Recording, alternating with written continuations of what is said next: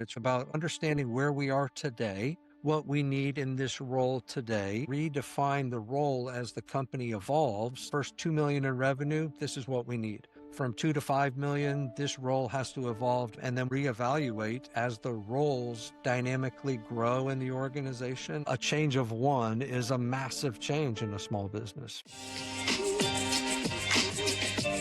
Audio Jungle. Audio Jungle. Audio Jungle. Welcome back to the Ben and Rich Show. I'm your host today, Mike Abramowitz, and we are here with Dan Mayville from Top Build Teams. Welcome to the Better Than Rich Show. Thank you so much for having me. It's great to be here.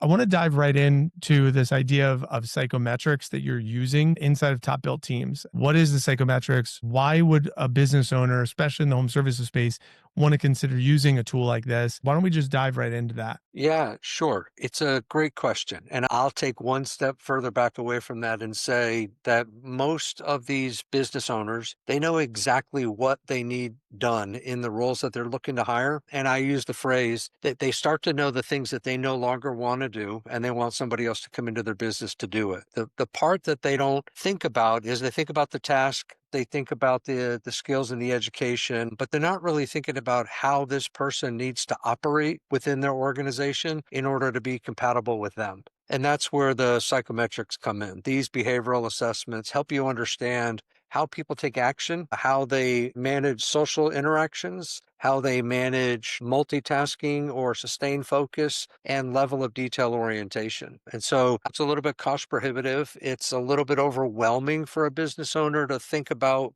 how do I interpret this stuff and apply it to my business? But yet it's the way to help them figure out how to hire more effectively, how to spend less time doing it, how to waste less time rehiring, all of those things that really kind of what slowly bleed a business dry when it comes to people. Is this like an assessment that you're suggesting people take when they're inside the hiring process? And at what part of the hiring process are you suggesting they take an assessment? Yeah, it is absolutely assessment. Think of it as a survey that that somebody fills out, and different providers have different tools and applications that they use. Some of them are video, and they've got the ability to interpret that. But it is an assessment to understand how a person operates. For me, for my program, what I advocate is that if we're going to hire for a role, we're going to spend a little bit of time, and we're going to define the ideal profile, write out the shape of the person that we want in this role. And once you have that, then I would say, don't waste your time looking at any resume unless they're a good fit on that assessment, because otherwise you might get distracted. I use the phrase, you end up falling in love. When you interview a person and they interview incredibly well, but then you look at their job behaviors and their assessment and you realize they interview well because they're hugely social. And that might not be what you need in that role. And so you'll get distracted by it. So I advocate with Top Built Teams that we run that assessment. If they don't match the profile, don't waste the time. How did you find yourself doing this? Do you have like studies, or you noticed this in companies you were working with?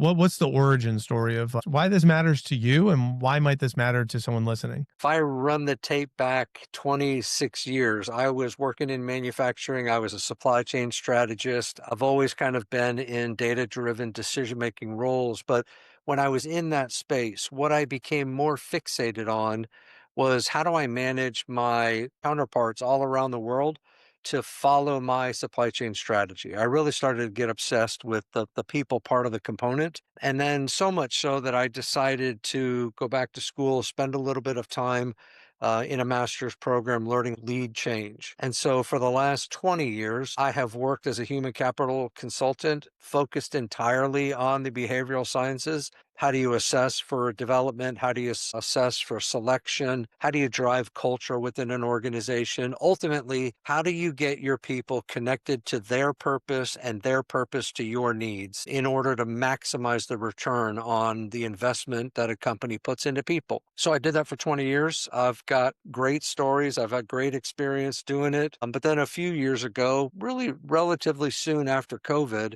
I decided that I really wanted to take all of that body of work and work in the small business space. Because when I worked on these large global accounts, it's great that we drove retention and we could, increase that by 5 or 10%, but nobody could tell me how many bodies that was. How many people did we get to stay longer?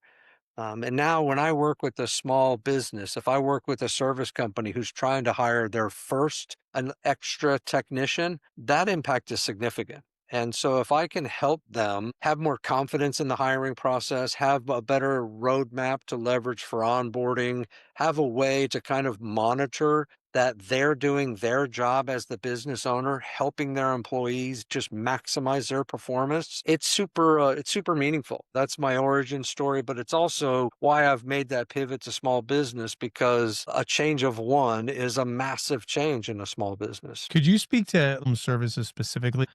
I would love to hear case studies or testimonials or thoughts on how has anyone in the trades incorporated top build teams or psychographics to help them with their hiring and onboarding. So I have two stories. One example, and this played out in my garage. I'm new to Northeast Florida. I've been here about a year and a half, and the plumber that came in and put in my water softening system, I'm telling you with no exaggeration, I should take a picture of it and share it, because the way that he put the system where I wanted it in the garage was pure artwork. I mean, it's just incredibly precise. It's incredibly well laid out. He had an assistant who was helping him, but it was clear the parts of the process where he was unwilling to let the assistant just do. So he had to kind of insert himself. And I'm watching all of this play out. And of course, profiling a little bit in my mind. And so I asked Christian, I'm like, I need you to do me a favor. I need you to take my survey. I really want to understand. I'm pretty sure that I have a good understanding about how you're wired, but I'd love for you to take my survey. I'd love for us to talk about the strengths that you bring to your business. And he did. And to no surprise of my own, this guy was so motivated by knowledge and attention to detail and conformity and precision. And that just came screaming through on his assessment. Now, to answer the second part of that question, so I sat down with him and said, listen, you're an independent operator. You're a solopreneur plumber. Congratulations. Best of luck to you. I'm going to talk to you a little bit about the things that are going to be limiting your growth based on who you are. And one of the things that we talked about was he was so incredibly detail oriented. As a business owner, he was going to have a really hard time trusting his second plumber in his business. And that was really his inability to let go, his resistance to delegate, his lack of trust that somebody's going to make the same decisions the same way he would want them to be made. Maybe he doesn't want to be the largest plumber in the state of Florida. Maybe he is just looking for a lifestyle business. But if he's hoping to grow his business, because there's only a finite number of hours in a day, and even if he worked them all, he can't continue to grow that business unless he knows a little bit more about who he is and what his strengths and his weaknesses are. That was almost 2 years ago now. He's checked in a couple of times and said, I did it again. I brought in a guy, and then I found that I was having him come with me more than I was sending him out. And he's kind of played that out. When I interact with an individual, I tell people my role is to surround you with the people you need to be successful. And that's not a simple sentence. The reality is, it begins with me really understanding who you are, and then from there, figuring out what are the other skills that you need in your business for your business to be successful. So think about a business being a music band. There are stereotypical 4 roles in a music band: a drummer, a singer, bass guitar, lead guitar. And if you're the drummer, you want to start a band, then it's important that I know that so that I can help you bring the other instruments in. If you start a band and the 3 people you want to buddy up with are also drummers, that's not a band, that's a drum line, right? Like, that's different. But that's also what makes it unique. And I'll get off the band analogy in one more minute.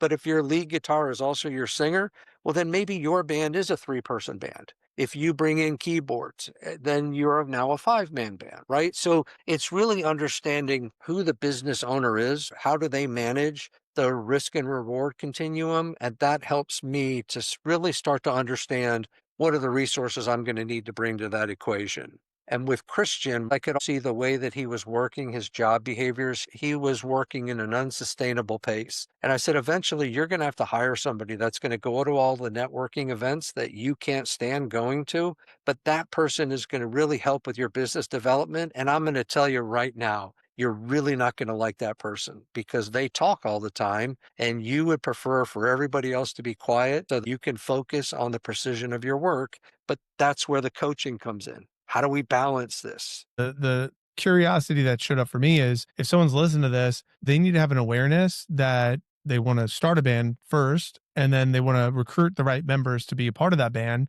But realistically, if I'm already in a band, how do I know that there's dysfunction in my band? Using the band example, I know that there's someone on drums and I know there's someone on guitar. But what if I have a guitarist playing drums, but I'm so close to it that I don't know that I have dysfunction, that I actually have the wrong person in the wrong seat on the bus? Do you see this disillusionment being a problem? And how might an owner, especially an owner operator that's so busy in firefighter mode that they're like, it would cause too much trouble to try to find the right person to fill these spots. So I'll just settle with the current band I have, even though the guitarist is playing drums. Yeah, it's invariably in my introductory conversation, and I require any business owner that they take my survey on the way in the door. I don't have meetings unless you've submitted your survey because I want to understand who you are. And then I also want to get a snapshot. The survey that I use is asked two questions. What are your strengths and weaknesses through your own eyes? And what are the behaviors that are most important for you to be successful in your role? With Christian, one of the things that came out is that in his work-related behaviors, he had to be exponentially more social than he's really wired to do. It's pretty easy to know that with a solopreneur that that's what they're up to. But when you talk to a business leader, what I'm looking for is when there is a change in the profile between who they are and how they're having to work as the owner in their company, then that starts to identify where the dysfunction is. If you're a visionary leader, but you are really suppressing your level of autonomy, then that's an indication to me that you are leading people who are having a hard time keeping up with you. I start to probe where are you having to spend most of your time in the business and start to uncover where we have pockets of dysfunction or sub-optimization. And then again, as you say, we've got all the pieces on the chessboard. Once we take that initial assessment and really understand who all the people are in your organization, then we can talk about why do you have somebody who is incredibly social as your lead technician? Maybe that's if they do a lot to drum business, then maybe we need to pivot them so that that's all they do is relationship management. But let's get people who have a higher propensity for detail orientation to actually do the technical part of the jobs. Let's start managing net profit, customer satisfaction, callbacks, those operational metrics, and start to slowly rebalance the team that way. Yeah, that's really relevant. And I really appreciate your response here because a lot of these owners are just settling for what's familiar, not for what's optimal. So what we try to do with Better Than Rich, anytime we're working with these home services owners, it's like, let's take a step back. Let's just see what would optimal look like. Just had this conversation, interior designer, and I asked a simple question. What is that person's job in your company? And then she started listing off like a couple of tasks. She used language like, she's the glue that keeps the company together. She's my right arm. She steps in when I need her to. So I went to the woman, she was sitting next to her, and I said, you tell me, what are your jobs? Like, how would you describe your jobs and the things that you would want to focus on? And then she described the things that she wouldn't want to focus on. My first immediate response as I'm assessing this, I'm like, there is a little bit of disconnect between the visionary and the integrator of the roles and responsibilities. And then it's, how do you know if this person's doing a good job? What's the 20% that moves the 80%? The 3 jobs or you're fired rule, right? That's essentially what I did in my companies in the past. So it's like, you got to do these 3 things really well. Otherwise you're fired and we don't need you because everything else is like fluff. But anything come up for you at all? Yeah, it's funny because I don't want to say I play the game, but what's in my mind is I'm thinking bottom up and top down at the same time. And I'm thinking at the individual role level, what are the skills and traits and what are the dominant characteristics that we need in each individual role? But I'm also in the back of my mind thinking about what's the overall composition of the organization? Because I want to make sure that when we sum it all up, that we've got that right number of visionary patterns and people within the organization that are kind of the sails on the boat pulling it forward. Who are the people that are going to interpret that vision and create the processes that let us operationalize the ideas. who are the regulators that are going to be able to measure performance, right? I have a distribution of personality types that I think is important to have within every organization. I didn't mention the social people that need to come in and be your sales force, but that they all mention themselves. So I'll leave it at that. But I want to kind of manage the overall composition of the organization so that we do have that balance. And again, I kind of play bottom up most of the time, but when I analyze what my goals are, what I'm trying to do, I kind of take a top down analysis to make sure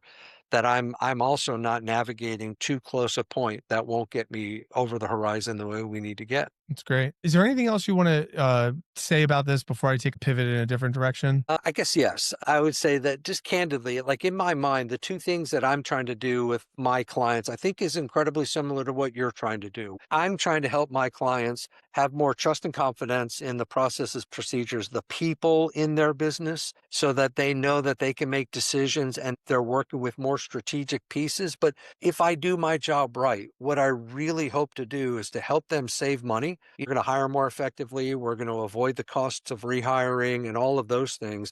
But it's also that time so that on a Saturday, a business owner can trust the team that's answering calls and take time to get back to the things that they really want to enjoy. So it is the time and money that I still think is the most precious commodity that I'm looking to focus on. I just focus on the way that people impact a business owner's money and time. So, if we had to get into the tactical of the actual application, the job posting, the tactical of running the interview, group interview versus one on one, the tactical of the top of funnel attracting talent into the business, I wanted to give you an opportunity to share your perspective and your point of view on most optimal ways to attract a new hire into the business and just have you go through this is the top of funnel and this is the interview, this is how I post a job in a systematic way that could potentially be predictable for someone listening. Yep. It's a great question. And so, top of funnel, before we've done anything else, it's your brand, right? Who you are as an organization.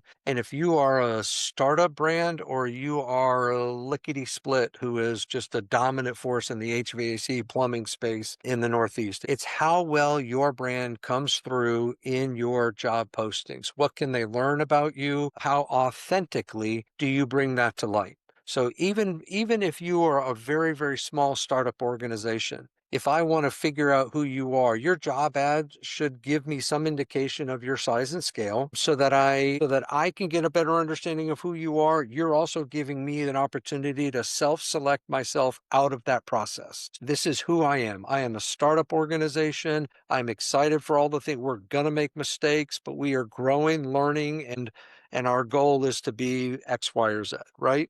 If you have a small business and you've got a Facebook presence, am I going to be able to understand who the owner is and what the business is all about there?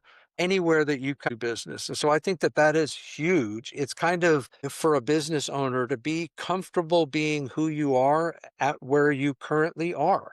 Right? Don't pretend and represent yourself in a way that doesn't reflect. I had this conversation on Saturday, meeting with a small business owner in South Florida who wasn't sure that the person he was bringing in had tons of experience. And I said, well, then it really depends on how authentic you are at helping them understand what's different about your environment and where you're at, and not pretend to be more than you really are. So I think it really starts there is to be authentic because that always comes through and you can't fake that. Yeah, I have my opinions on this too. And we've had episodes in the past on the show where I would riff on ways that I've recruited because my background is in recruiting. I've seen a lot of different processes work. But what I'm trying to do on the show right now is try to bring in what best practices that we've seen ideally in the trades mainly so that way the listener can say, yeah, that's what I need. I need simple. That's what I could plug and play. That's predictable.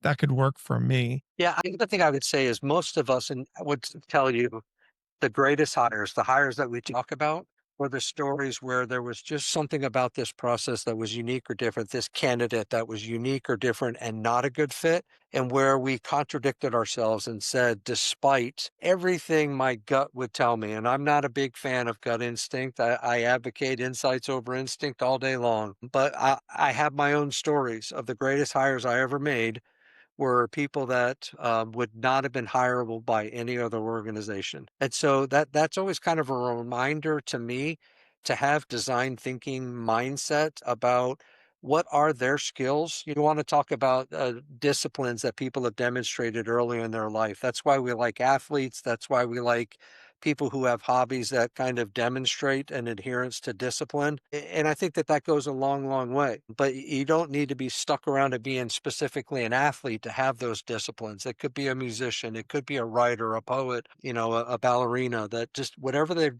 demonstrated, their ability to have discipline in order to achieve their results, right? So I think there's also that component as well. What would you say to someone that doesn't have outlined the core competencies? Because what I just heard you say are more like personal character traits, not necessarily competencies about the role itself. It's like, are you reliable? Do you have a good attitude? Do you show up on time? How well do you do with communicating? If you have a problem, are you going to try to figure it out on your own? So there's intangibles and tangibles. We could use that as like language here, but just like competency on doing the job Yep. itself. We had Qasim Aslam on the show. He's the first guest that's coming back for a second time in the show. He's coming back this Friday. But we talked about test projects in his first episode and bringing in this test project case specifically in the virtual realm. I'm curious if you have incorporated test projects to see their competency on the job itself, and if so, how that might work its way in. I've definitely had experience incorporating them into their where they wanted to be able to do some situational judgment testing, right? To make sure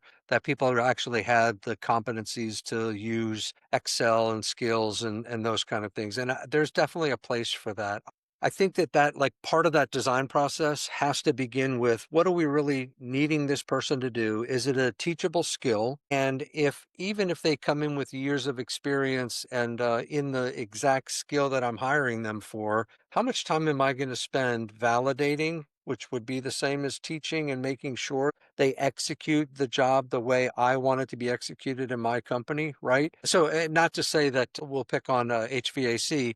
I definitely want that certification, but my training is still going to be repeated because it's my checklist. It's my process when you go on site. Where you really require a specific trade certification in order to work in the space, that's one thing. But if you're looking at bringing in apprentices, then I think the question is, do you have the time to train them the way you want them to perform? Hopefully you do, or have somebody who can. I'm not sure I'm as obsessed with them actually having to have experience doing exactly what I'm hiring them for, as long as I feel like they're coachable, trainable, and I can kind of get them on board. It's interesting that you say that. I've had similar conversations. Like, if they could meet my core values that are most important to me, then I can train them on what I need them to be an expert at or be able to do for the company. But then I also have heard on the flip side where if I'm bringing on an expert, someone that like I need to make sure that they are 100% competent at the thing, I don't really care about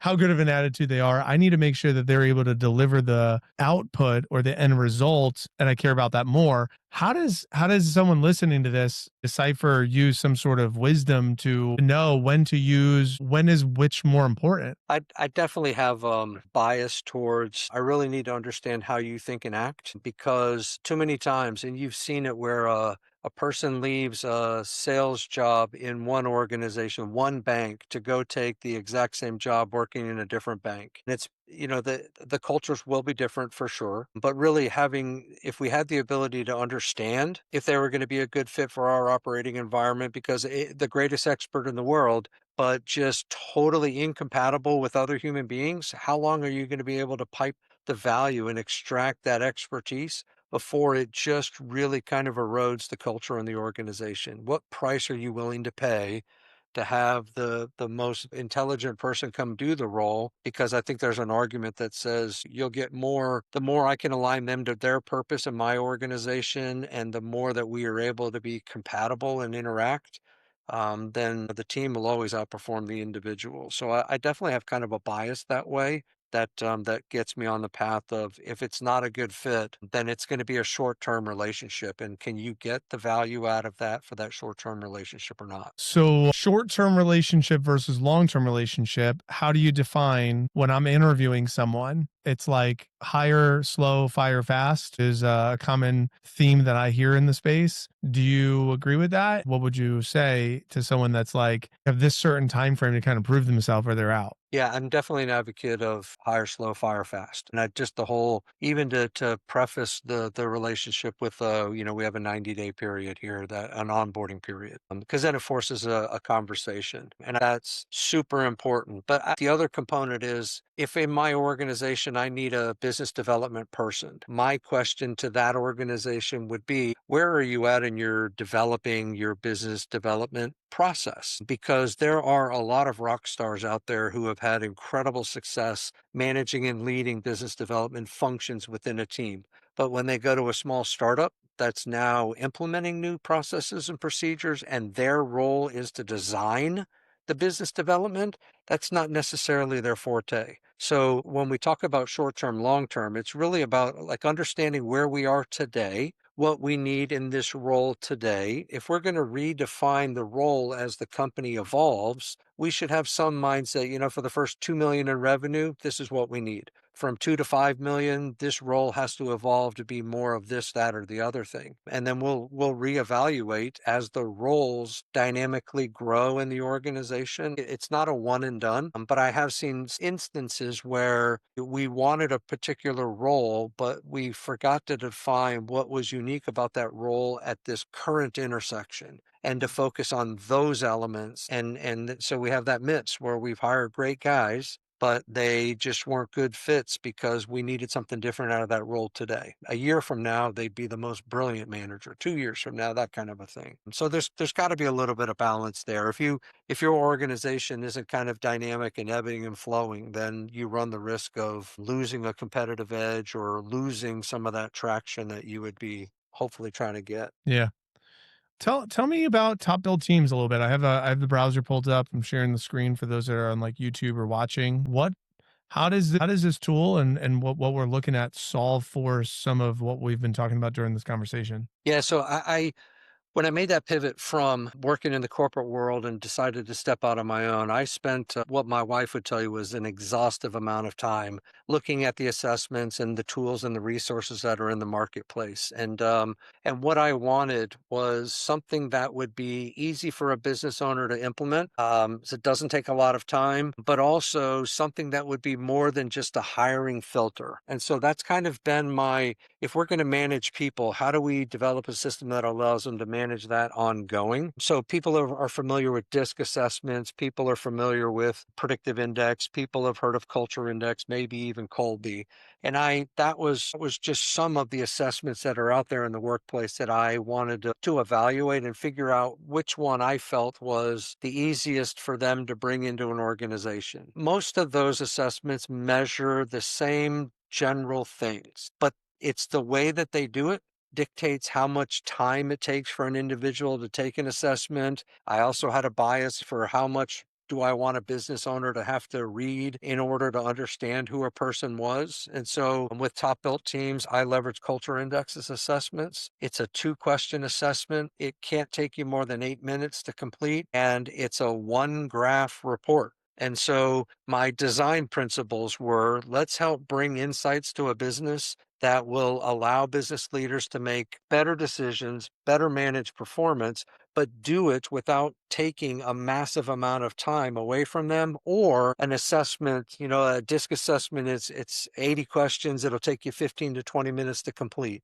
And that could really affect your talent pool, right? You could lose people in the funnel because they don't want to take it for 20 minutes. And so I wanted to make sure that was also kind of a design principle from my perspective, is to have something that they can implement. It's easy for them to interpret. We do training to make sure that you can interpret it and apply it, and that it becomes part of your culture and without really slowing you down. We had Chaz Wolf on the podcast talk about predictive index. Are you familiar with that one at all? I am. I'm super familiar. In fact, Gary Wallstrom is the founder of Culture Index. He was a longtime predictive index person. So predictive index predates Culture Index. The look and feel and style is very, very similar, but one is kind of an evolution of the other. And I would say, I think, in my opinion, when I assessed predictive index. They've been adding more modules to it, but I really also wanted to be able to have something for ongoing performance. And so twice a year we measure that second question, which is how you need to behave in your job.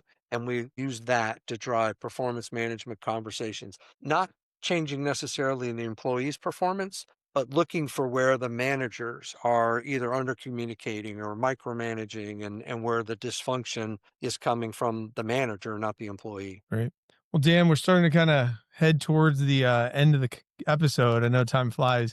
Is there anything I didn't ask you that you're like, dang, Mike, I really wanted to talk about that. We didn't get to that today, or I really would have liked to hit on that before we kind of start heading towards the exits? The only thing I would add to that is, I think that business owners don't appreciate how much of the monetary impact is in the hiring. And I feel like you probably in your work help them understand what that's all about. But you can Google that, whatever SHRM tells you as the average cost of hiring. But I just think that there is a massive and a significant both monetary and time component that's wrapped up into hiring, rehiring, and the cost of all of those things. And so if you're not using some sort of an assessment to really kind of amplify the insights you have in making your hiring decisions, I would encourage every business owner to check that out, because they might not see the money blowing out the window, but they are losing money and they are definitely losing time. And I think you helped me bring all of that to light, but I just want them to know that those costs are real, whether you pay them directly or not. So the output says